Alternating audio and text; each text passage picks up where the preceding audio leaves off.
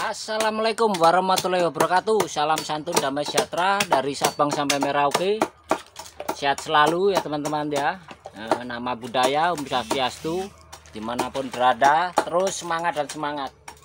Jadi kali ini kita review sesuatu yang sangat berharga menurut saya ya. Ini berbagi pengalaman, berbagi cerita. Bukan ada niat kami mau menghakimi ataupun menyalahkan sesiapapun, tidak. Jadi ini kita mumpung ada metode pembelajaran seperti yang tempo hari saya buat konten di Magelang ya. Jadi banyak proses-proses yang sekiranya itu bagus untuk dibahas, untuk diulas, mengenai pengalaman-pengalaman dari berbagai provinsi. Dan suatu histori itu sangat mahal teman-teman. Ketika kita belajar tentang Garu berpuluh-puluh tahun, ketika kita tidak membongkar apa yang kita upayakan selama itu, apa yang kita kerjakan, kita tidak akan tahu seberapa keberhasilan, seberapa kegagalan, bagaimana cara menanganinya supaya kita tetap mendapat nilai ekonomi ya. Nah, ini salah satunya teman-teman, contoh inokulasi. Ini bercampur hasil panen. Ini juga hasil karya teman kita oleh Fusarium. Saya tidak merendahkan, tidak memperburukkan apapun proses karya seseorang, itu tetap harus kita hargai ya. Nah, saya hanya menjelaskan apa yang ada di depan saya dan apa yang sudah saya alami, apa yang sudah kita kerjakan. Jadi ini hasil inokulasi selama 10 tahun. Bener Bang? 10 tahun Bang? Lebih. Berapa tahun? Adalah 12 tahun. Nah, 12 tahun teman-teman. Jadi kemarin ada satu batang yang diinokulasi, saya bongkar. Kita menangkap bukti dan faktanya secara aktual di lapangan. Inilah hasilnya inokulasi selama 10 tahun. Ini coba kita bongkar teman-teman. Ini bekas suntiknya masih nampak sekali ya. Nah, ini kayu teman dalamnya. Nah, ini yang saya kerok ini kayu. Kayunya belum remah. Nah, jadi garunya ini batasnya yang coklat ini, tipis seperti kertas. Dan pada akhirnya nggak bisa di carving untuk dipanen, meskipun ditunggu mau berapa lama lagi ya. 12 tahun itu sangat lama. Ketika kita harap 12 tahun dan seperti ini, kita buat alternatif untuk membuat getah, untuk menyetut aroma sebuah karya sanai ya, ataupun buhur. Ini salah satunya teman-teman, lagi dicincangi semua. Namun tidak semuanya ini hasil inokulasi teman, ada juga yang hasil alami, itu ada. Karena di ranting-rantingnya kan pasti ada dapat alami. Ini juga teman, ini di carving nggak bisa, sangat tipis gitu ya. Nah, maka daripada itu kita grade ulang, kita kumpulkan remahannya yang mengandung kadar gaharu, itu dibuat serbuk, kita giling, dicincang dulu ya. Kita perlengkapan masih tradisional teman-teman, nggak pakai alat yang canggih seperti pengrajin-pengrajin lain ya. Jadi tidak ada rotan, akar pun jadi. Nah, jadi tidak menghambat karya ketika kita tidak memiliki alat. Jadi tetap kita bersemangat dan berusaha. Nah, ini hasil takuk-takukan juga teman, seperti ini. Kalaupun kita pertahankan carving untuk cari grade nggak dapat. Nah, daripada capek, nah, akhirnya dicincang dengan mengekstrak, memurnian, proses supaya mendapatkan hasil getah yang pure ataupun minyak, bahan-bahan untuk produksi minyak gaharu ya. Nah, kita juga harus dapat bahan yang bagus, tidak hanya kayu kemedangan saja. Nah, ini salah satunya teman-teman, ini kayu kemedangan, ini banyak sekali. Nah, ini alami teman, ini alami dari batang kayu garu yang sangat lama juga. Ini udah panen 2 musim, namun sudah terlambat. Nah, ini kemedang sangat wangi aromanya. Ini batas calon-calon garu yang akan dibentuk teras dalam batang hidup ya. Nah, namun udah kita potong, kita cincang, hancurkan untuk bahan minyak dan sanai. Ini nampak sekali kemedangnya. Ini kemedang, ini kayu putih yang hidup. Ini garunya.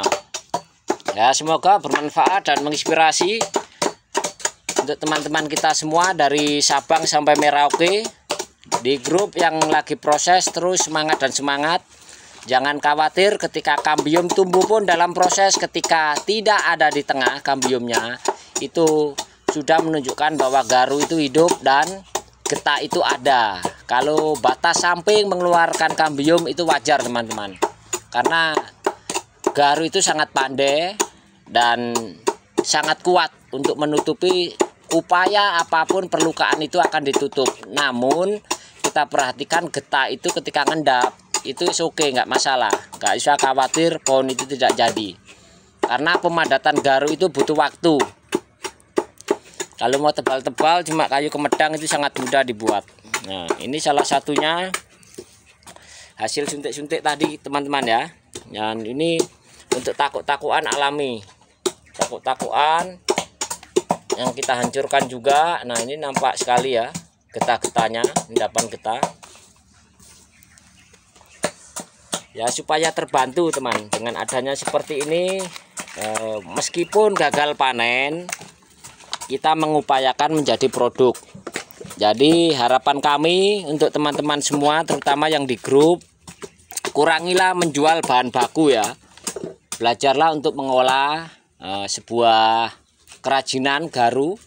Untuk bahan-bahan handicraft juga boleh. Ini juga banyak bisa untuk bahan-bahan handicraft karena pulirnya sangat bagus untuk tasbih, gelang dan lain-lain. Nah, ini teman-teman contoh salah satunya yang bisa untuk bahan handicraft. Untuk gelang diameter besar maupun apa, ini nantinya akan menimbulkan corak seperti belang macan, pattern tiger ya. Nah, jadi seperti produk-produk yang sangat menarik dan bagus untuk kita ekspor ketika menjadi bahan olahan seperti tempo hari yang kita jelaskan di Magelang waktu itu ya. Nah, ini kan coraknya sangat bagus teman-teman.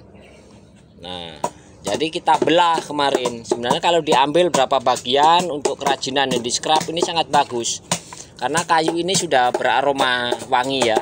Nah, ini putihnya sudah menguning, kadar minyak udah ada. Ini getah dan ini kayu mati, tapi keras, aroma harum.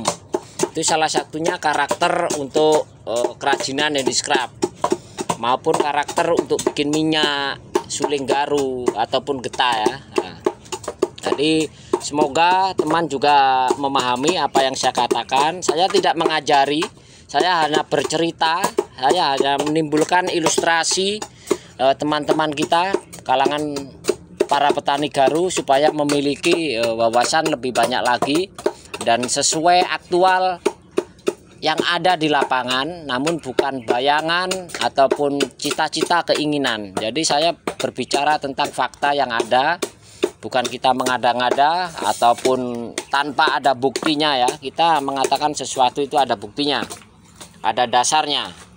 Dan ini teman-teman, ini kalau mau di carving, ini kerjaannya capek, ini sangat tipis. Ini coba saya buka. Nah, itu garunya sangat tipis ya. Nah, ini sayang tenaga. Nah, jadi akhirnya kita hancurkan. Nah, itu salah satunya yang hasil suntik inokulasi selama 12 tahun gagal. Nah, jadi yang alami bentuk kemedang ya, sebagian kita cincang, sebagian kita akan kontribusikan pada teman kita pengrajin yang memiliki kehandalan membuat bahan-bahan baku untuk handicraft. Nah, ini juga akan jadi bahan minyak kayak gini teman, bahan minyak dihancurkan dan bahan-bahan getah. Nah, seperti ini. Ini banyak sekali yang ngotot masih di carving supaya mendapatkan out garu. Nah, nanti di pasar lokal saja jarang diterima karena kadar garunya sangat rendah, masih sangat tipis ya. Nah, aromanya kurang nendang kalau bahasa orang kita. Kalau di Saudi mintanya kan yang grade-nya itu tinggi. Nah, ini pengrajin kita juga sibuk meraut ini teman-teman. Nah, ini abang kita ada bantuan tukang raut ini. Nah, ini teman-teman. Ini masih agak lumayan, nanti belum di finishing ya. Kalau udah di finishing juga akan hitam. Kalau nggak masuk nanti nasibnya juga sama, akan menjadi hancuran seperti itu teman-teman. Akan kita cincang. Nah, ini yang dipilih yang suspek-suspek seperti ini. Kalaupun nanti nggak bisa ya tetap kita akan cincang, karena itu membuat proses yang panjang, yang lama, dan pada akhirnya tidak sesuai dengan harapan hasil ekonominya itu teman-teman. Nanti daripada kecewa, lebih baik mengambil tindakan seperti inilah, supaya memutus tenaga yang tidak sia-sia pada akhirnya. Jadi supaya tidak banyak kebuang tenaga, di grade dulu baru di carving teman-teman. Nah ini yang udah carving, udah mulai finishing. Ini takuk ya, hasil takuk. Nah udah bolak-balik, hitam bolak-balik gini, bersih, tinggal sikat. Nah, kan lumayan teman, bongkol-bongkol seperti ini kan. Jadi aromanya memang berbeda, sangat bagus kalau grade-grade seperti ini. Ini yang lebih tinggi lagi grade-nya. Nah ini mangkok yang tadi buat konten teman-teman ya. Nah ini belum dikemas, sudah mulai nampak rapinya. Dalamnya udah mulai dibersihkan. Nah, minimal segini teman, supaya kita tetap dipercaya oleh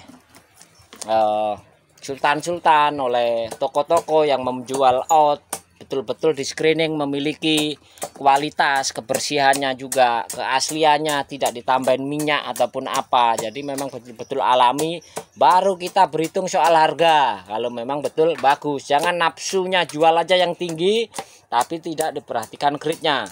Oke teman-teman, konten sudah lumayan panjang, saya akhiri dulu. Semoga bermanfaat dan menginspirasi terus ya. Terima kasih untuk teman-teman yang selalu mengikuti konten Agarwood ya. Semoga mendapatkan pencerahan, mendapatkan suatu hal yang baru, pengetahuan yang bermanfaat. Saya akhiri dulu. Assalamualaikum warahmatullahi wabarakatuh. Salam santun damai sejahtera dari Sabang sampai Merauke. Hum Swastiastu, nama budaya, sehat selalu, saudara sebangsa setanah air, terus semangat dan semangat.